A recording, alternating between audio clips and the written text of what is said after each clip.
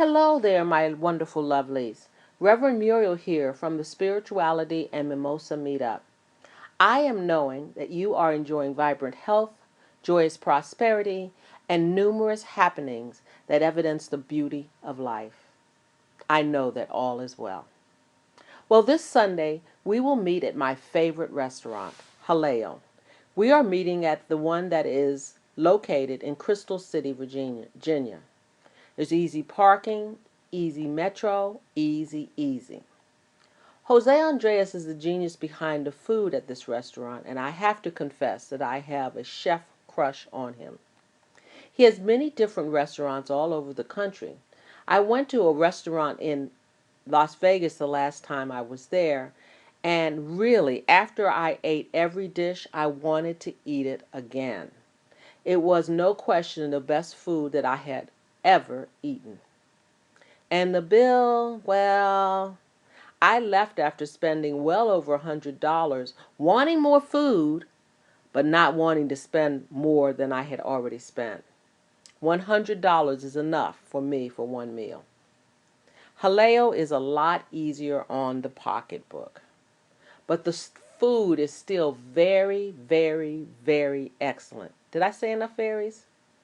The restaurant is known for tapas, so it's a perfect place to be on a Sunday afternoon. Please consider getting the calamari or the gazpacho soup or the spinach with pine nuts. These are my favorites. And whatever you do, if you eat hard carbs, please make sure you get something with mashed potatoes. They are so heavenly. And the sangria, well, it's good too. So, this month we are discussing themes from Pema Chodron's book, Living Beautifully. This book focuses on how we as human beings live in a world of constant change and offers 3 commitments to make our lives more authentic and joyous as we flow with the change that is happening in our lives. We will be only discussing the first commitment because there's so much to talk about and share that I don't want us to be rushing from commitment to commitment. Perhaps we will discuss the other commitments in the future. Like I said in the meetup description, there is no requirement to read the book, and you will be just fine discussing the themes in the book at our meetup at Jaleo's without ever reading the book. So let's talk about the first commitment, and that is do no harm to yourself or others.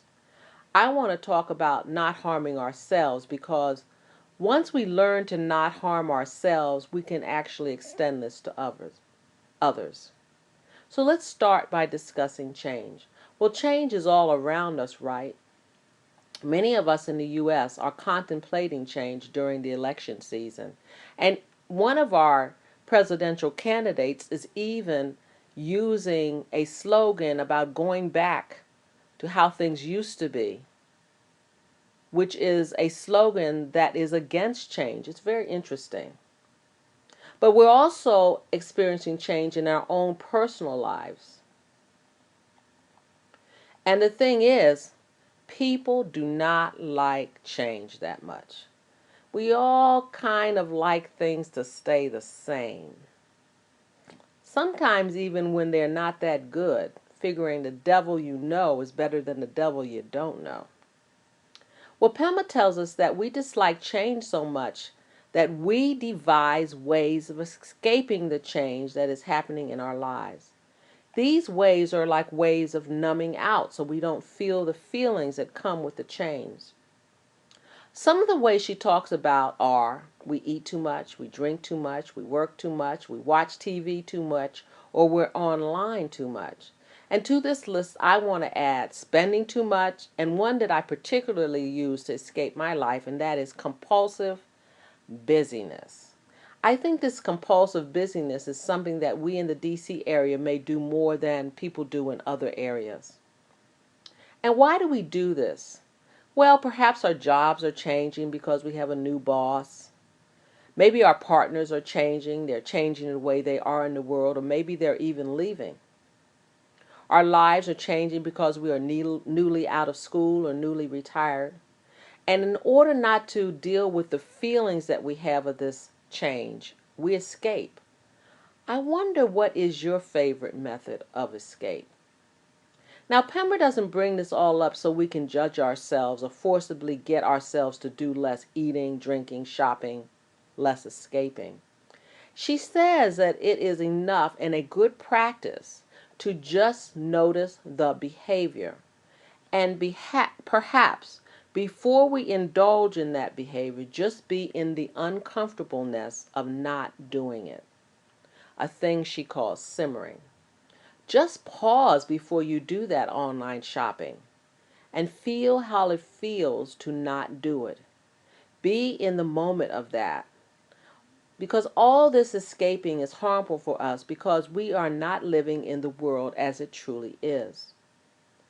By not doing this, we are not receiving the blessings of the events in our lives.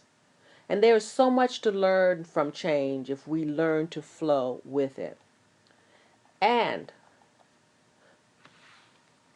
when we do, we find out that we are changed in miraculous and wonderful ways. But when we resist it by escaping, we don't get all we can from it. And in this way, we harm ourselves. And after all, everything is going to change anyway. Isn't that song? Everything must change. Now, one of the ways she says that we can stay in our lives and not escape it is by practicing meditation.